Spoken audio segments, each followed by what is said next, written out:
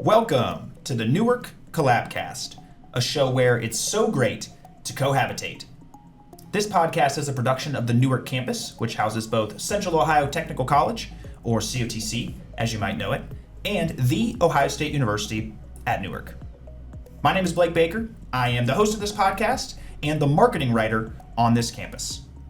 Through their special cost-shared partnership, COTC and Ohio State Newark share funding, resources, and staff to operate more efficiently and effectively. Here in Newark, that seamless collaboration touches essentially every corner of the campus.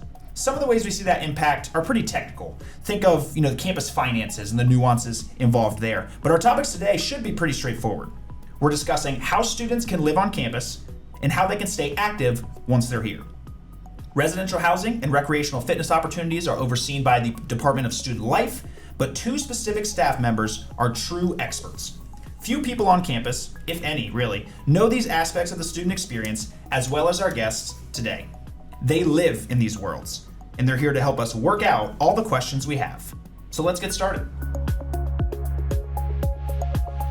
Introducing Chantrice Bradley, Housing Coordinator of Newark Residence Halls. Chantrice, welcome to the podcast. Hi, thank you for having me. And Jeff Storer, Program Coordinator of Rec Sports. Jeff, thank you for joining us. Thank you for having me. So you two dabble in programs here on campus that are available and very important to students, but are perhaps a little bit lower profile to the public, right? Not stuff they're readily thinking of when it comes to the collaboration that happens here. So I want you two to set the scene for us. Why are these aspects of campus life a good depiction of the cost-shared partnership that exists here at Newark? Chantrice, let's start with you. I would say for me, as housing is open to all students, that's a good representation of how the cost-shared partnership lies between both institutions and both entities, and just the collaborative efforts across campus that I also do with campus partners who both serve OSU-Newark students and COTC.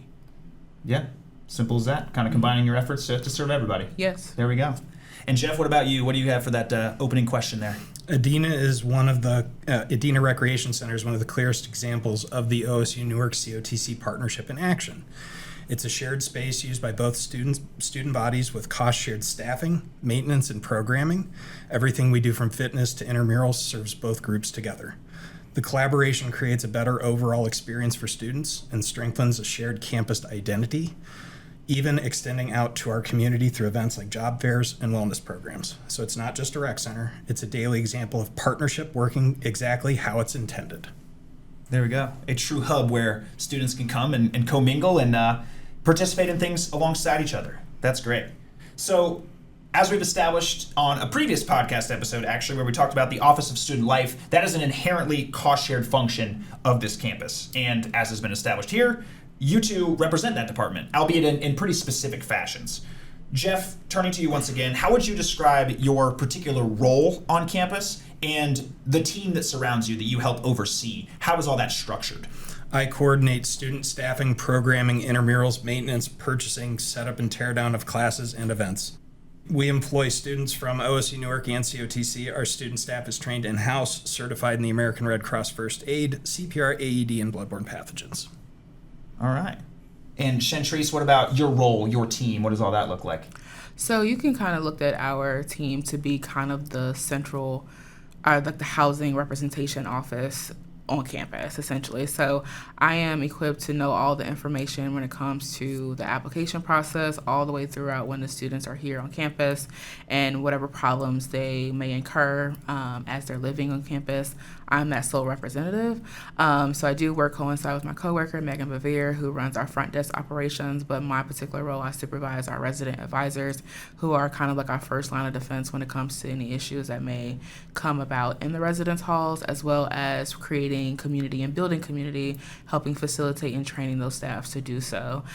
So we have a team of 7 RAs that's spread throughout of our communities that is responsible. It's really residents' first point of contact when it comes to anything above, I'm having a disagreement with my roommate, or I'm having problems, or they have questions about the housing portal. They can go to the RAs first, and if the RAs, for some odd reason, don't know that information, they come to me. So that's kind of how we're structured and kind of like the in summary of my role here on campus. The RAs seem like an important kind of extension of what you do. Yes. As we house roughly a little bit over 300 students on campus, of course, I'm not able to make contact with every individual. So our RA serves an important role to kind of be that instant point of contact with any of their questions or concerns, and even just helping to create the community for them to all get to know one another in the residential spaces.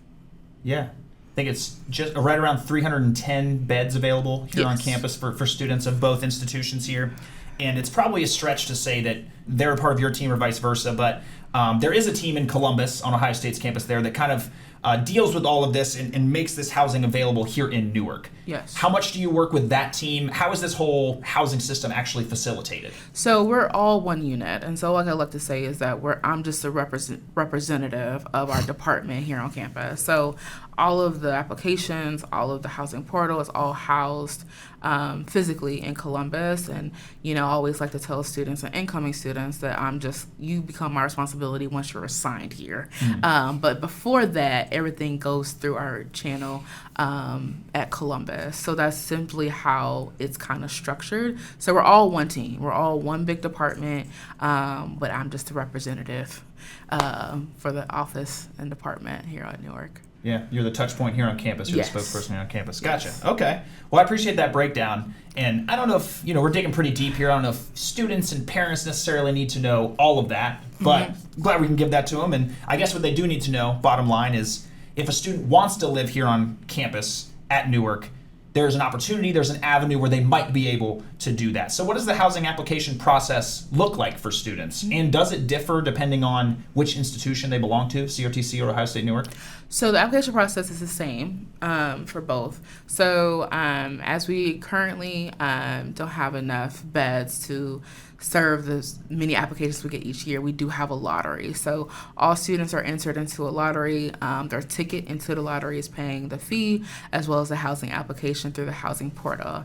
And so the only major difference between COTC and our OSU-Newark students is when COTC students want to live on campus, they need to email us directly, housing@osu.edu, and say, hey, my name is such and such, I am a COTC student and I would like to live on campus.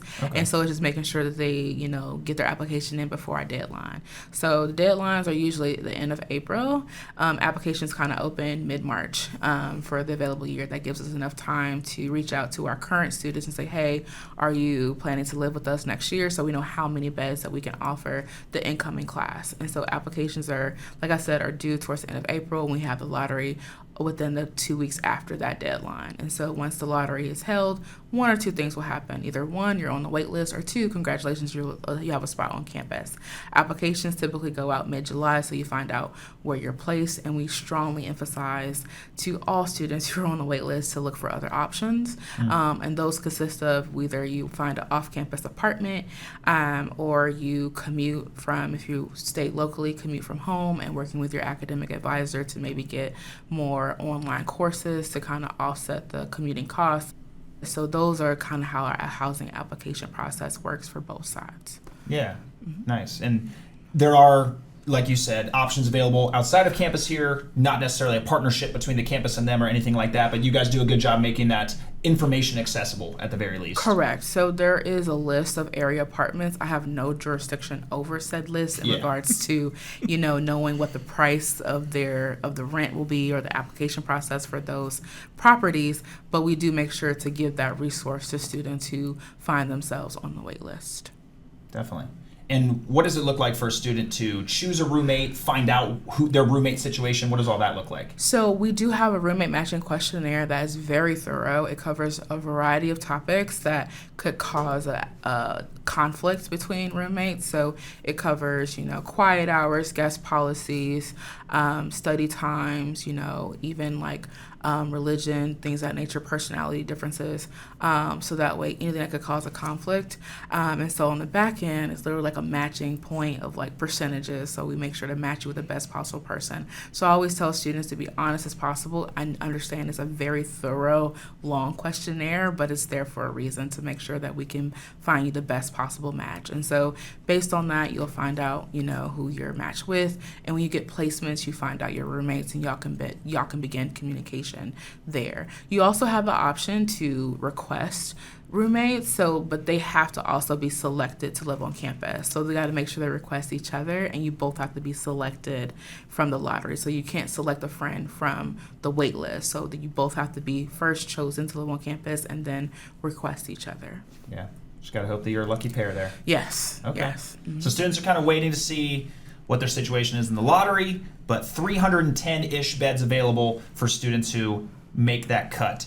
From my perspective, this is all a huge deal, right? It's a huge advantage, I guess, for this kind of a campus to even be able to offer residential housing at all. Yes. But obviously, my perspective is not the important one here. That's why we have you along with us. From what you know about the students here, from your 4 years or so, getting to know them along the way, how valuable an asset is on-campus housing for them? I would say it's very valuable in the sense I'm a product of living on campus. In my undergrad experience, I stayed on campus all 4 years.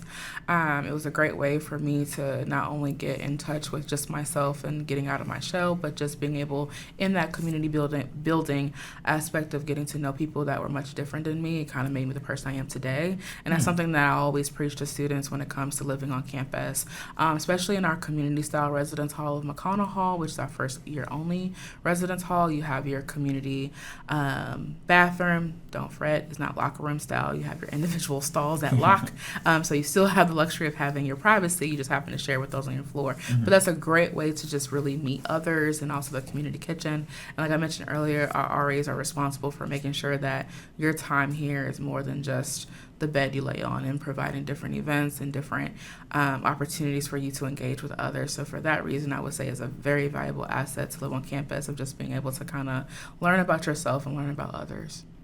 Well said. I like that a lot. And I know you do some programming along the way that kind of lends itself to those things. But all of this considered, I think we can count this as another way that this campus is kind of meeting students where they are, right? It just so happens that where they are is kind of right in the backyard. You're an arm's length away. It's your the housing options on that side of campus. I can't imagine that there are other equivalent campuses, or there are many equivalent campuses to this one, regional campuses, technical colleges here in Ohio, that are fulfilling this same mission in terms of housing, or even recreational activities for that matter. Chantrice, how does the sheer availability of those resources set this campus apart from others like it? I would say that what set us apart, I think, is having an available resource of living on campus, is just the work and efforts that we do of the experience of going back to what you're saying, like meeting students where they are. Yeah. We have what we call the Buckeye Blueprint, which is our curriculum for the entire year. That gets reassessed mid-year, like before we even go into spring semester.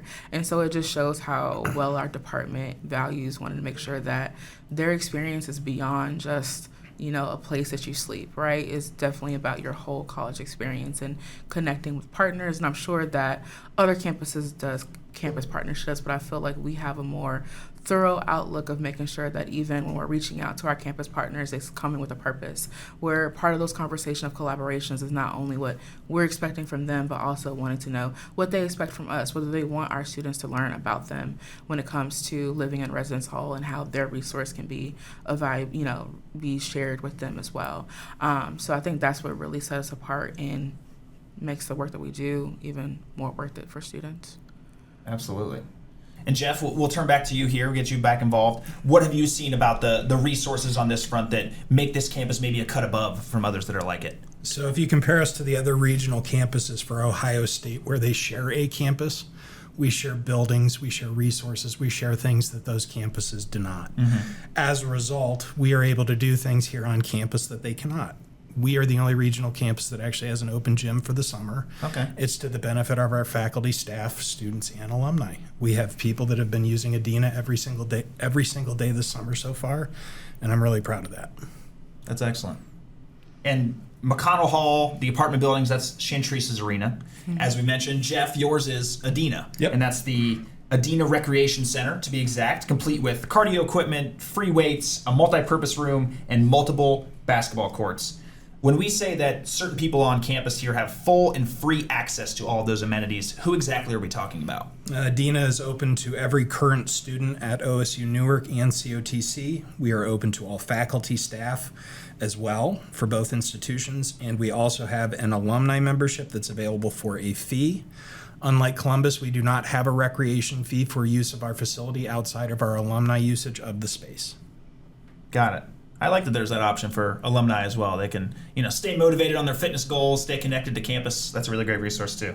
No matter what a category, I guess, anybody falls in there, any campus person falls into, they can utilize the equipment here at the Adena Rec Center between 7 a.m. and 8 p.m. Monday through Thursdays, between 8 a.m. and 6 p.m. on Friday, and between noon and 5 p.m. over the weekend. And Jeff, not only do you and your team do a great job kind of keeping all these amenities in good shape and up and running, you also conjure up some interesting programming of which all those people on campus can be a part. What kinds of events and programs are offered over at Adena? My program coordinator, I'm the program coordinator. My program assistant, Abby Blanchard, is in charge of our open gyms, intramural rec sports, our fitness classes, and our video games. Rec sports we offer are basketball, volleyball, soccer, and flag football. Our open gyms involve pickleball, badminton, and yard games. Fitness classes have been curated through Wellbeats, an online fitness platform that's available for everybody to use in our multi-purpose room. And as we talk about these recreational activities and fitness opportunities, I think one of the easiest touch points for students is intramural sports. Something I certainly wrap my arms around as a college student. You mentioned all the ones I played. I loved playing flag football and slow pitch softball, which were a little bit more in my wheelhouse. But I got to branch out a little bit. I never played soccer, but I loved intramural soccer as well. Overall, just a really great way to get my competitive juices flowing, but also join kind of a fun and friendly environment, make friends along the way. And I'm confident that students here at Newark are having that same experience. Mm-hmm. So I want to ask you, how popular are intramurals here at Newark, and how can interested students get involved? Sure. Abby's done a great job with growing our intramural sports. We saw participation increase from fall to spring. In fall, we did flag football, and in spring, we did basketball and volleyball. And we saw great interest in all three of the sports, and we're very excited to see those grow this fall. As far as interest for intramurals, we will post QR links at both the dorms and over in the recreation center for students to actually give us information that they're looking for. And then we will contact them when we have the resources available for them about 2 weeks into once the semester starts. All right. And are any of these sports more popular than the others? You have one that kind of rises above the rest? Basketball has the most played on our campus, but volleyball gets the most participation because we bring in the other regional campuses to play with us. So we were actually able to host the Mansfield and the Marion campus for volleyball last semester in spring. Oh, cool. And we're hoping to continue that collaboration moving forward with the other regional campuses. There you go. So not just a partnership happening here on the campus, but among the other regionals as Correct. well on this front. Very cool to hear. It's just volleyball that deals with that? No, all of them, it depends on participation. Okay. Flag football had the least participation from a regional perspective, but we had 4 teams of our own that played on our campus. We were not able to do a regional tournament with that, but basketball and volleyball both had a regional tournament. Very cool. Well, for students on the campus here, they might want to fuel up for competition by utilizing an on-campus dining plan that might be available to them. There are some pretty good options available for that. Just a little nugget I thought I'd include here, a neat feature that kind of goes hand in hand with the topic of housing specifically. And considering that you two are a branch off of the student life tree, what you do is pretty darn important to the social and the cultural makeup of this campus. And I understand that students make up an important portion of the teams with which you work. Jeff, how important are student employees to the continued good work that your team does here on the campus? Adena could not function without student employees. They're very important to keep open gyms open, intramural sports played, and giving everybody the chance to exercise in the fitness center. And Chantrice, what about your experience with student employees and how crucial they are to your operation? I would say they are kind of just what Jeff said, that a lot of our operations could not function without students. One, because just that peer-to-peer connection that they inquire, especially as an RA, right? They're navigating, being able to use their experience, given that most of our RAs are second-year upperclassmen students. Are able to just kind of share and be able to relate to students more. But even also, too, from our front desk operations, most of our hours are with student employees. We have office assistants, or we call OAs, that handle issuing lockouts, issuing packages that students receive, and just being also just that first line of, information as they come to the desk and have questions about housing, even about like where to go for certain things on campus. We train our OAs and our RAs to be connected to the resources around campus. So a lot of those hard questions that maybe they might be a little shy to ask the housing coordinator Sure. or our desk coordinator, they can go to a peer that feel more like them. So that's how valuable they are to us. Yeah, much easier connection point, I think, for them. And I imagine on your end that most of them are Ohio-State-Newark students that are working for you. That is correct. And Jeff, is it a mix of COTC and Ohio-State-Newark students on your side? Yep, I employ both student institutions. I am OSU, and my program assistant Abby's on the COTC side. There you go. So pretty evenly split. Another example of being able to share those resources and share that staff, quote unquote. Well, it is summertime as we record this. I imagine that means your teams are maybe slightly lacking in the student employment department. That's probably the case around campus with most of the students gone here. And naturally, it's a good time then to do some forward thinking, right? Kind of planning ahead. That's certainly what we're doing in our marketing and public relations department at the moment. Jeff, what kinds of new programming, events, activities, things of that nature is your team kicking around for the upcoming year? Anything that we should be particularly excited about? We just purchased all new basketballs, volleyballs, soccer balls. We have new soccer goals, kettlebells, wall balls, handles for our cable machines. And I'm excited that we just purchased a belt squat machine. All right. Programming-wise, I'm actually excited that I'm going to be partnering with Chantrice, and we are going to come up with a program called Res Life at Rec Sports. And what we're going to do is we're going to dedicate a night specifically every week for Res Life to be at Rec Sports. So if it's a program being put on by an RA, if it's just a group play that's being done by our students that live on campus, we're going to give them a dedicated evening so that they have something to do once a week at Rec Sports. And where did this idea come from for you to partner in this way? I actually attended the Ohio Rec Sports Association conference at Bowling Green State University last school year. And Youngstown State had actually piloted a program that they had called Res Life at Rec Sports. And sitting through the presentation and hearing about the student acceptance of the program, the students joining in, jumping in both feet into it, and then getting that night. It didn't all take place within their rec center either. Sometimes it was Rec Sports going over to the residence hall and actually making sure people got inundated in the program, even where they were at, if they were reluctant to come over to the rec center. So I'm hoping that we can get a few shells broken and get more people involved at the rec center from Res Life. Excellent. And why is this an important initiative on your end, Chantrice? I think it's just connecting our students to what's around campus and what our campus partners, like, what they're able to offer. And also, too, like, they always love to play sports. We do have a volleyball court that they use greatly, and when winter comes and it has to shut down, it makes them all sad. So loving to give them an outlet to get all that energy out. So I think that's also very important. And also, too, just the space alone, right? So, we do have our own event space, but of course, dodgeballs and, God forbid, like, basketballs hitting that glass window. So just even having that space for them to be creative with their programs and events is also crucial for our programming efforts. I like that a lot. And that'll be debuting this upcoming academic year. Correct. Fantastic. Great. And in the spirit of thinking ahead and planning, Chantrice, I know you're not involved in the planning of this necessarily, but I hear that there's been talk about construction of a new dorm coming to campus potentially down the line. What can you tell us about those plans for a new residence hall for campus eventually? Yeah, so it definitely has been part of our strategic plan. As we know, with the lottery system, that is something that we want to be able to do away with eventually, so that way we could just have enough spaces for everyone. So there's definitely a lot of research practices that's being done and assessment practices being done as far as getting our needs met and what that looks like between the type of building, the capacity of which,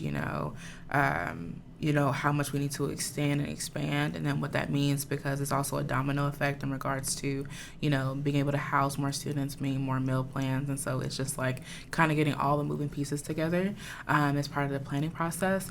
But in the meantime, I can share that, the apartments are getting some upgrades. Nice. So they're getting new cabinets, flooring in our apartments. Looks very nice. We started this project last summer, and we had one wing of apartments, kind of like a test run of just seeing, what may be issues in the future, things of that nature. And so proudly that started the process. So this summer, building 1 will have all upgrades, and then next summer we'll wrap up building 2. So still some progress being made. Yeah. Mm-hmm. Big plans all around. Yeah. We like hearing about that. Constantly evolving, constantly growing. This campus continues to grow. I think that's obviously been borne out, and I would say that 55 years of good collaborative work between these institutions will do that. And it's also a reflection of the good work people like you do on this campus in terms of serving our students and bringing that passion. There's certainly a passion that follows it. And I want to dig in on that passion just a little bit as we end this interview today. Chantry, starting with you here, why do you so enjoy serving students through your role as housing coordinator here? I would say just to be able to see firsthand just the growth of the students from, the first, you have Welcome Week is a week of events that we have, just again trying to spark, building off that spark of energy that the students have of just being on campus. And so wanting to give them outlets to let that out, and just seeing, the shine, kind of like nervousness of students, and then by the end of the year they're all having their own little groups of people and chatting and getting all involved. And so being able to kind of see that, but also too, I pride myself on teaching life lessons as well. So as we do handle, there's the fun aspect of the programs and the events, but also there are circumstances where we got to hold students accountable. But even with our student conduct process, it's more restorative, so that's also something I love to enjoy doing.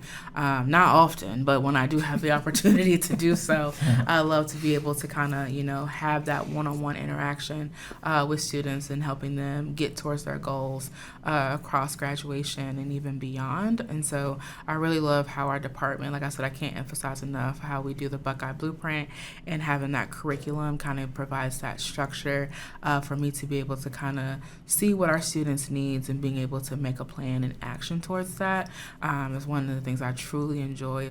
And then learning new things, learning new needs and stuff like that. So that truly speaks on just like why I love to do the work that I do.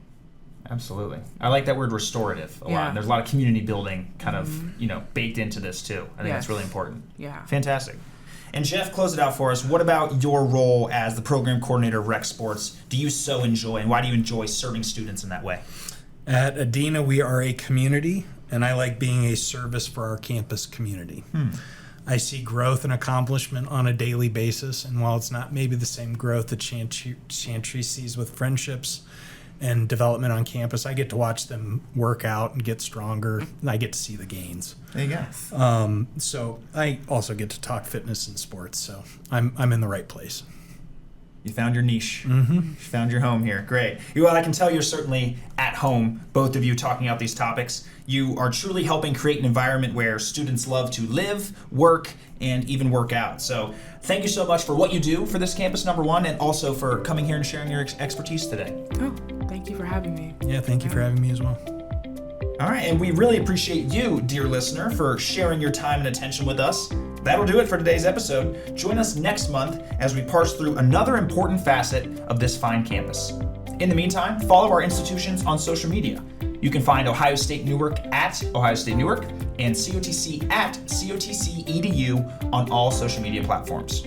For an in-depth breakdown of the Newark campus's cost-shared structure, visit go.osu.edu/55partnership or go.cotc.edu/55partnership. Thanks again for listening. I'm Blake Baker, and that was the Newark Collabcast. We'll reconnect real soon.